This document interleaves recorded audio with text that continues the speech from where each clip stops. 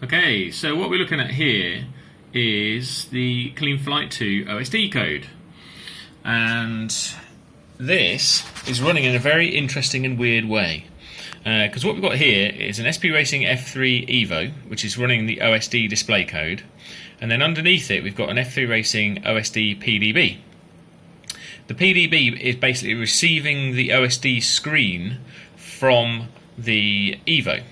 The screen information is sent via a serial port, this one, and if I attach a probe to it, you can see all the data being sent over here. What that means is that your flight controller menu and your flight controller OSD that's configured through the flight controller can now be shown on OSD via a very simple interface. So for instance, I can enter the OSD menu, and if I bring this up at the same time, here we go, and then the sticks need to be in this particular position for this to work, and now we can see we've got a menu on the OSD finally for the first time, and then you can navigate around the menu by pressing up and down on your sticks, so you can see me doing this, and you can enter the menus.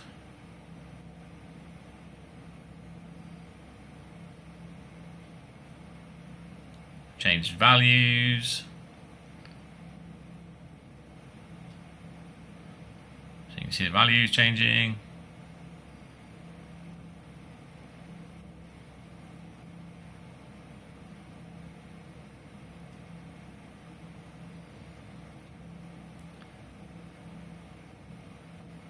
And what we can see here in this firmware info one, nope, not that one.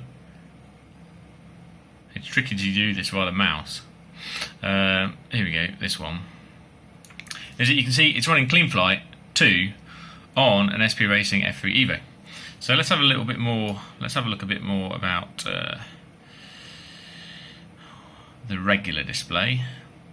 So just wrap around, exit.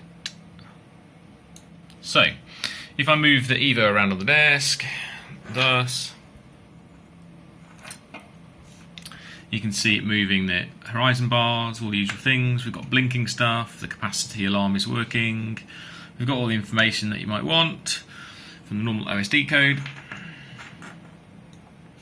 And if we have a look on the screen over here, this is me using the controls to pretend that I've got a receiver connected and transmitter connected.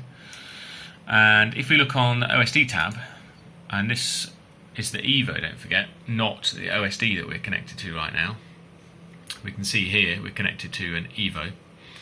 All the OSD management is done through the Evo. So in the Evo itself, you go in configuration and you go down to OSD and you enable that. And if you've got a serial port configured with MSP on it, and I've got a high baud rate here, but it works at the lower baud rate, then you can send all the information from the Evo to the OSD. And the OSD board, the bottom board over here, just works as a slave.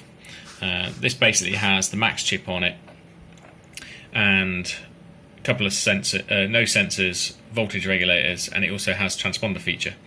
So when you use a stack like this, it means you can get the LED strip from the top board and the transponder from the bottom board. And if you want to, you can go into the OSD board, connect up to that. Here we've got the OSD board. You can go down to transponder. You can configure transponder stuff. You can look at the debug output. That's the only thing that's useful on here because it's got no sensors. You notice on the OSD board itself, the OSD thing is not ticked because basically it runs as an OSD slave essentially, and not as an OSD thing. It doesn't generate the screen information itself, it just receives it. All the battery stuff now comes from the, is generated, by the OSD. At the moment the FC doesn't ask for this information, but it'll do that at some point in the future. And here we can see we've got another UART on the OSD configured at the same baud rate as the flight controller, and away it goes. So yeah, so that's the proof of concept. Watch this space.